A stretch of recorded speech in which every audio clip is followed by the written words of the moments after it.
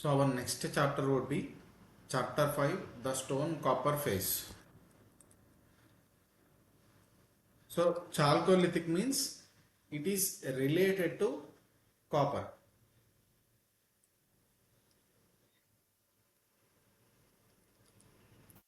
So chalcolithic settlements towards the end of the Neolithic period began the use of the metals. So till now we have used stones etc. for tools. So that was called Stone Age. Now after the end of the Neolithic period we learned the use of the metals. Okay. And the metal to be used first was copper. Several cultures were based on the use of stone and copper implements. Such a culture is called chalcolithic. So when you started using copper along with stone, now we have gone into the chalcolithic era. The earliest settlements belonging to this phase are found in southeastern Rajasthan,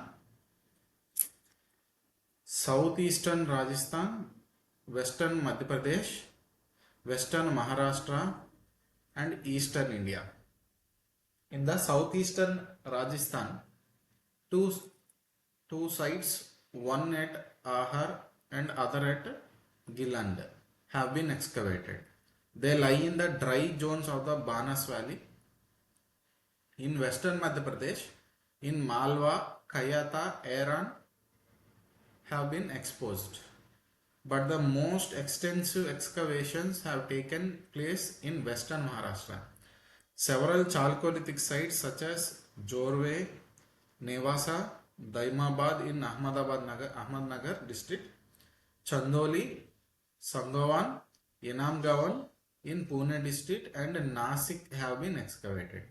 All these Maharashtra sites were located in the semi-arid areas, mostly on brown black soil which had bare and bubble vegetation but fell in the riverine tracts.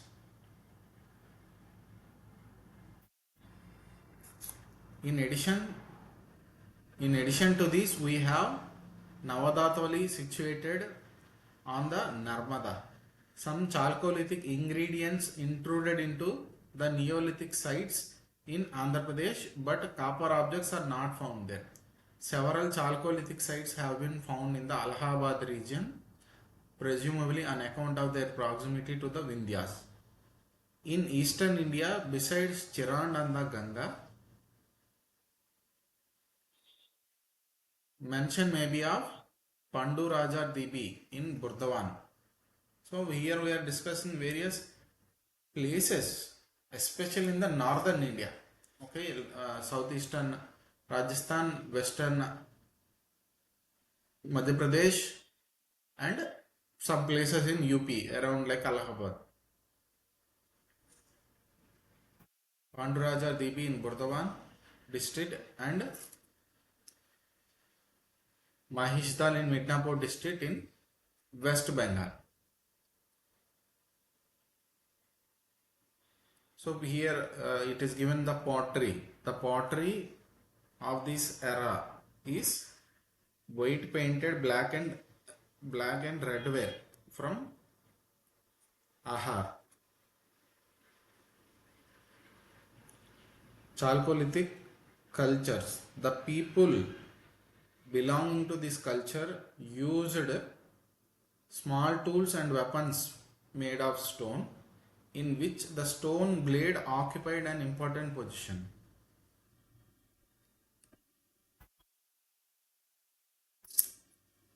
Chalcolithic cultures, people belonging to this culture used small tools and weapons made of stone, in which stone blade occupied an important position. In many places, the stone blade industry flourished through stone axes continued to be used.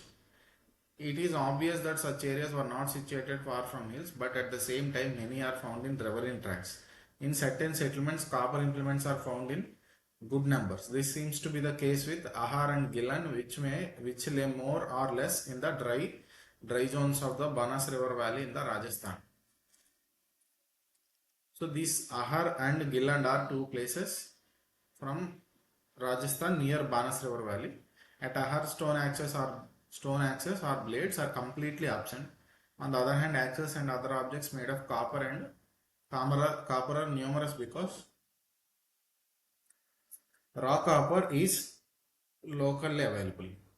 But in Gilland, we find stone blade industry. Flat rectangular copper axes are found in Jorve and Chandoli in Maharashtra, and copper chisels at Chandoli. Okay, so here this Chalcolithic settlement map was given. So let us just take a brief look. Here it is a map of the Chalcolithic site. So let's see.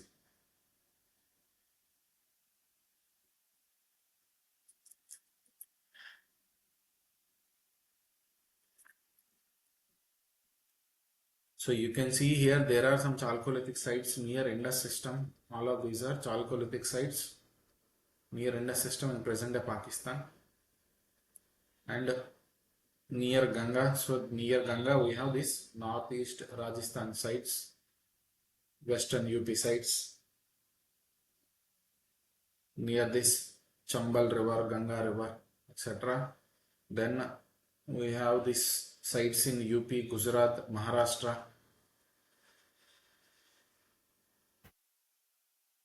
Okay.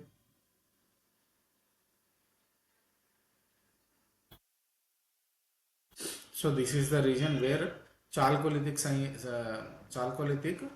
are concentrated. Okay. So here there are some sites again. So mostly in northern India, mostly in western and some eastern part. Here you can see the Chalcolithic sites of India.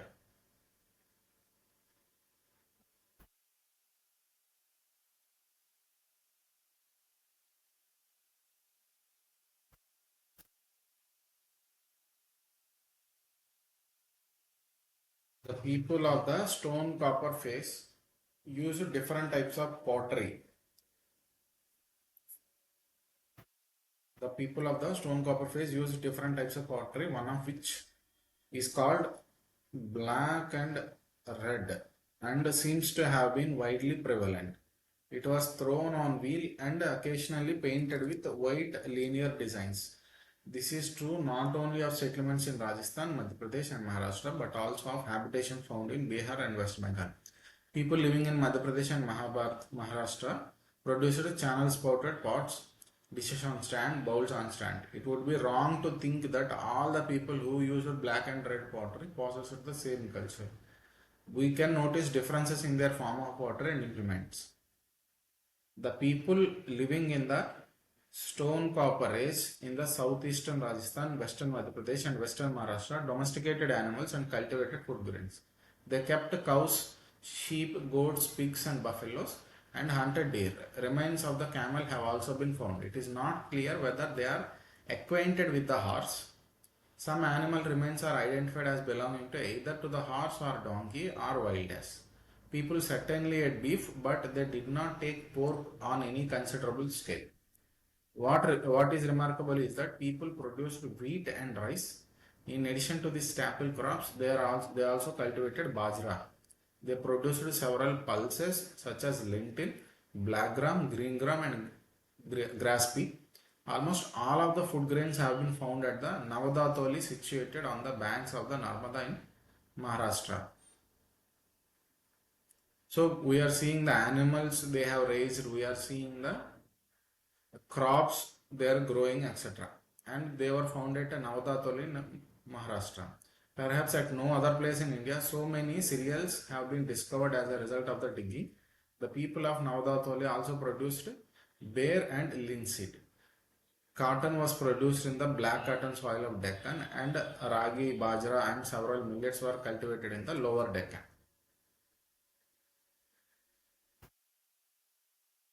So pottery, it is actually called black and red pottery.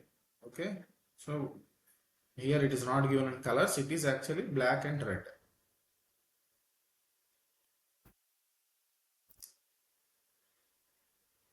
In the eastern India, fish hooks have been found in the Bihar and West Bengal, where we also find rice. This suggests that people belonging to the stone copper phase in eastern regions lived on fish and rice, which is still a popular diet in that part of the country.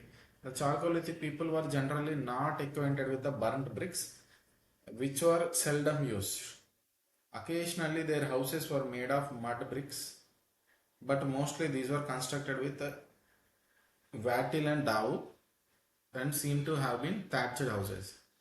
At Inamgaon, in the earlier Chalcolithic phase in the western Maharashtra,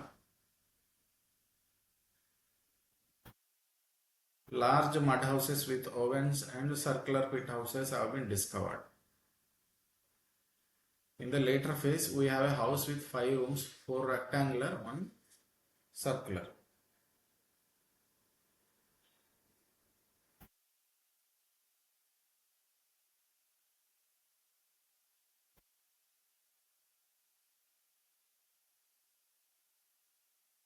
This suggests that families were large. Settlements became stable and widespread in this phase, which is called Jorwe culture.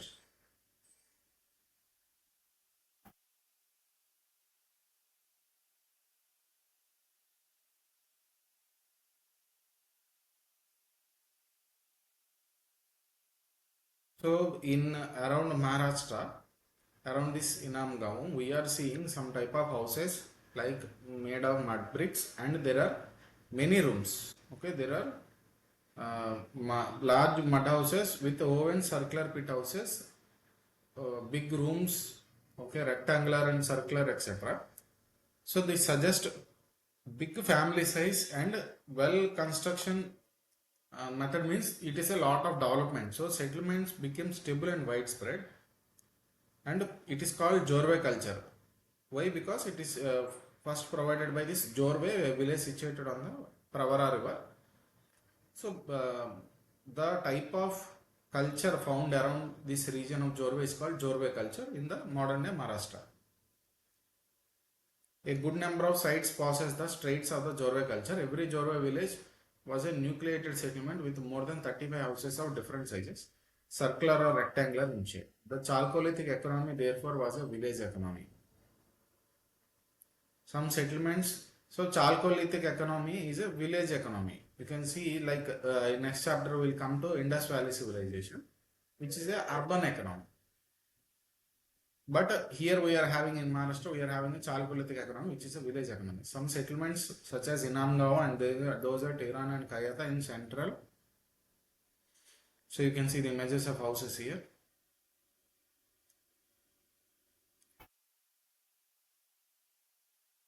Western Madhya Pradesh were fortified and surrounded by a moat, but it is obvious that these people had no urban civilization. We do not know much about their arts and crafts. They were clearly expert coppersmiths and also good workers in stone. To this culture belong a large number of very small sized stone tools, which are called microliths. So Chalcolithic period is associated with microliths. People knew the art of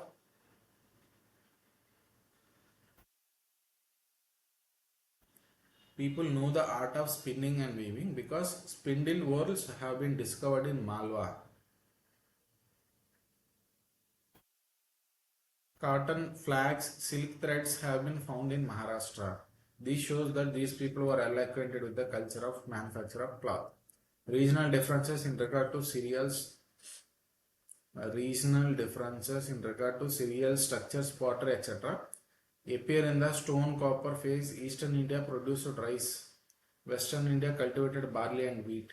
Chronologically, certain settlements in Malwa and Central India, such as Kayata and Iran, were earliest. Those of Western Maharashtra and Eastern India were much later date.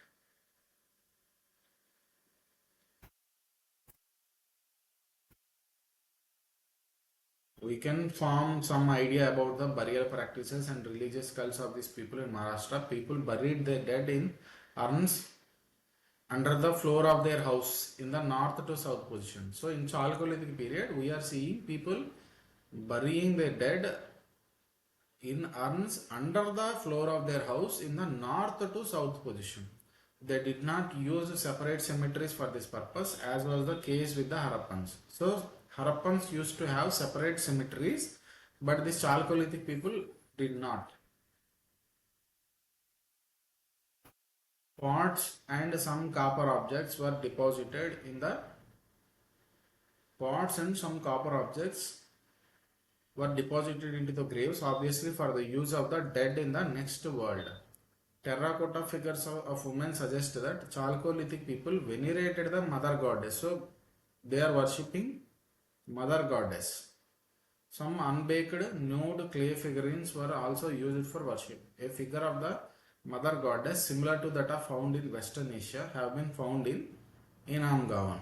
So it is not exclusive in India, it is also found in Western Asia. In Malwa and Rajasthan, stylized bull terracotta show that bull served as a religious cult. Bull served as a religious cult.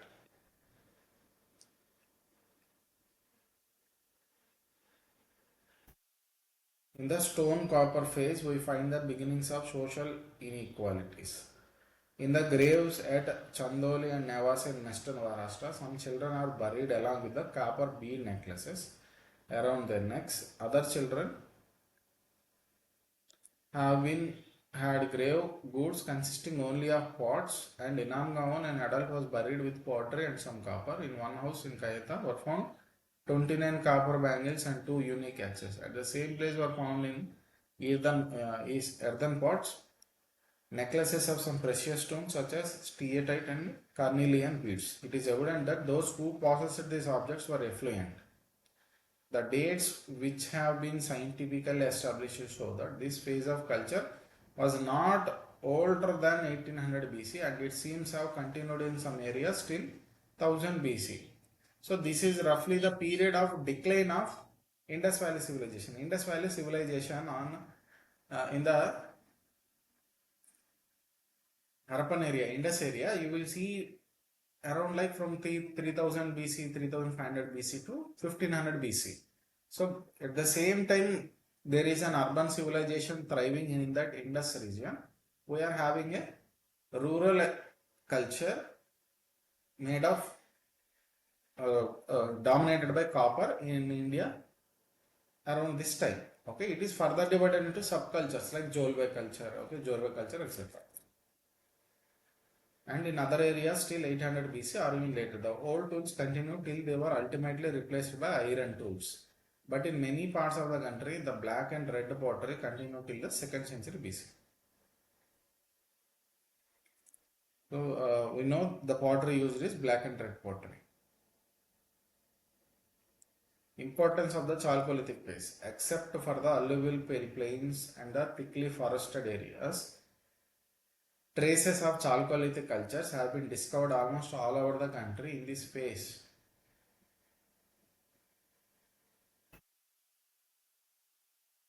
In this phase, people mostly founded rural settlements on the river banks and not far removed from the hills. As stated earlier, they used microliths and other stone tools supplemented by a little use of copper tools. It seems that most of them knew the art of copper smelting. Almost all Chalcolithic communities used black and red wheel turned pots. They were also first to use the painted pottery. Their pots were meant for cooking, eating and storing. They used the lotha. There is no trace of thali. In South India, the Neolithic phase imperceptibly faded into the stone copper phase. And so these cultures are called Neolithic Chalcolithic. In other parts, especially in the western Maharashtra and Rajasthan, the Chalcolithic people seems to have been colonizers. Their earliest settlements appear in Malwa and central India, such as those in Kayata and Era. Those in western Maharashtra appeared later. Those in West Bengal were perhaps last to emerge. So here one difference it is highlighting is that we are seeing a natural evolution between this stone age and copper age. People who were previously part of stone age, now they have developed into Chalcolithic humans in southern India. But in northern India, you will not find this continuation. Same people previously belonging to stone age, now they started using copper tools. This kind of evolution, Neolithic to Chalcolithic, you will not see. You will directly see Chalcolithic. So they are colonizers. They came from somewhere else They did not naturally evolve in that particular region.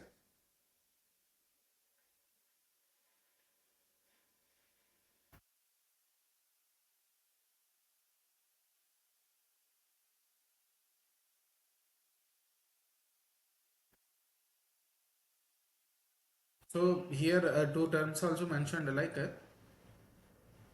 these people, Chalcolithic people, are using these pots. They used something called lota. What is lota? Something a metal water pot. Okay, a small metal pot used for water. And thali means the plate. Okay, so there is no trace of the thali, but for water purpose they have used a small water pot.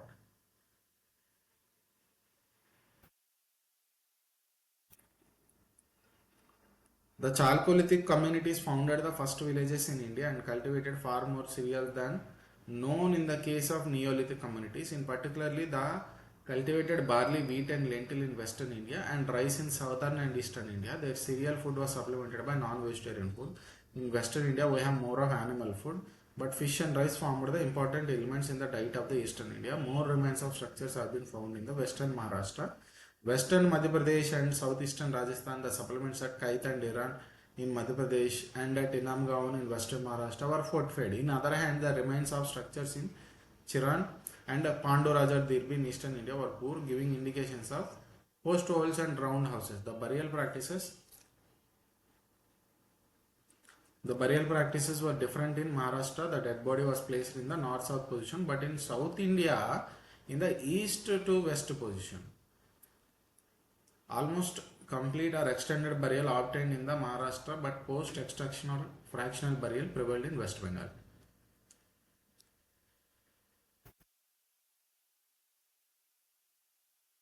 Limitations of Chalcolithic cultures. The general weakness of Chalcolithic cultures is evident from the burial of a large number of children in the western Maharashtra.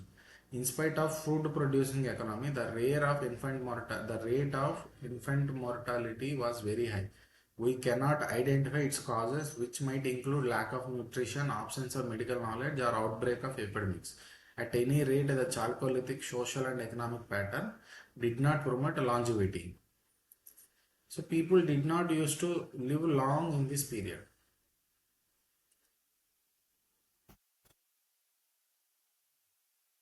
Till this Neolithic phase, people were mostly hunter-gatherers. They did not settle well. Okay, so we see a gradual development of agriculture and domestication of animals. By Chalcolithic period, now everything is settled.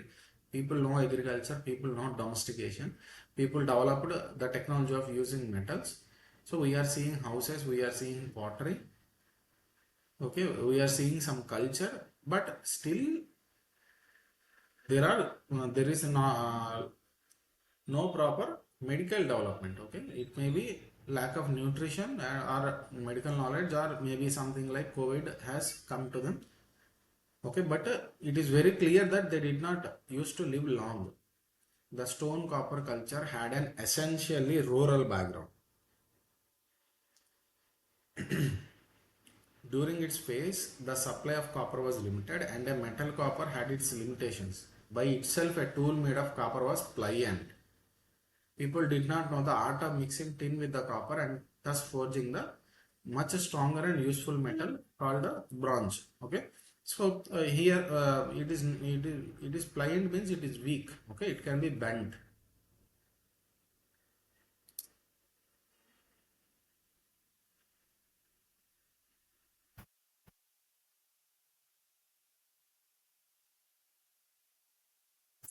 Bronze tools. So when you mix some tin with copper, we get bronze, which is much stronger than copper.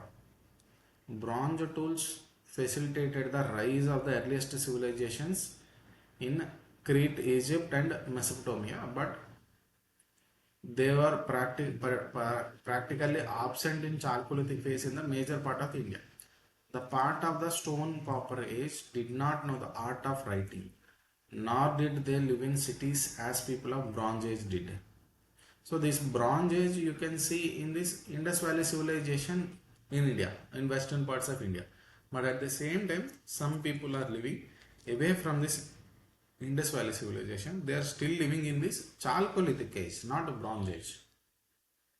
Copper Age. We notice all these elements of civilization for the first time in the Indus region of the Indian subcontinent. Although most stone copper age cultures existing in major part of the country were younger than Indus Valley civilization, they did not derive any substantial benefit from the advanced technological knowledge of the Indus people. So many stone copper cultures came after Indus Valley civilization. They were younger. Some places came after Indus Valley civilization. They already, Indus Valley civilization people already discovered bronze. But these people could not get that knowledge. Copper age in India. More than 40 hoards consisting of copper objects have been found in a wide area ranging from the Chota Nagpur Plateau to Upper Gangetic Basin, but nearly half of them are concentrated in the Ganga Yamuna Dowa. In other areas, we encounter stray finds of such hoards. The copper hoards comprise shells, harpoons, antenna swords, and anthropomorphic figurines. These artifacts served several purposes. They were meant not only for fishing, hunting, and fighting, but also for artisanal and agricultural use. They presuppose good technological skill, knowledge on the part of the coppersmith, and cannot be the handiwork of nomadic people or hunters.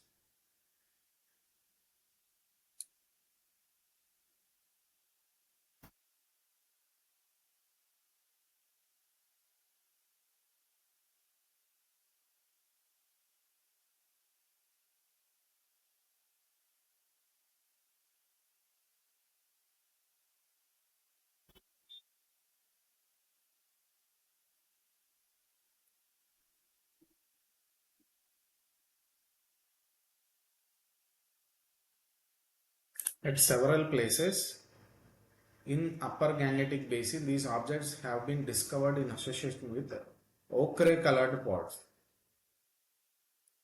Ochre colored pots and some mud structures. This shows that people who used the copper pots led a settled life and were one of the earliest primitive agriculturists and artisans to settle in a good portion of the Dowa. Most ochre colored pottery sites are found in the upper portion of the Dowa, but copper hoards are found not only in this area but also in plateau regions of Bihar and the neighboring regions.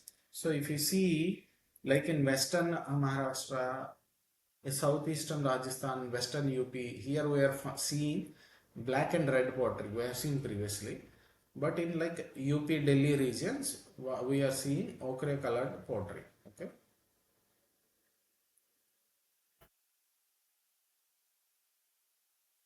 Many copper shells have been found in K3 region of Rajasthan.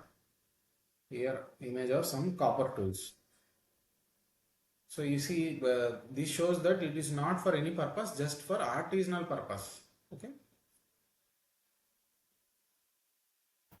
The period covered by ochre colored pottery culture is roughly placed between 2000 and 1800 BC. When the ochre colored settlements using copper objects disappeared, the Doab does not show much habitation till 1000 BC. We learn of the some habitation by people using the black and red ware, but their habitation deposits are so thin and antiquity so poor that we cannot form a clear distinct idea of their cultural equipment. In any case, the upper portion of the Doab in Upper Gangetic Basin, the metal age really begins with the settlements of the copper using ochre colored pottery. However, at no place did these settlements last more than a century or so. However, they are considerable in size, spread over a very wide territory. Why and how these settlements came to an end is not clear, but the sanctity and the religious purity attached to copper vessels, utensils, and Hindu religion may have started in copper age. Even today, many Hindu religion use so much preference to copper utensils in their pujas, etc. So it might be possible all of this started in the copper age, where copper was the only metal. The copper hoard people were contemporaries of Harappans, and the ochre colored pottery in area in which they lived was not far removed from that of Harappans. We may therefore expect some give and take between copper using people and the bronze using Harappans. So that takes us to Harappan civilization.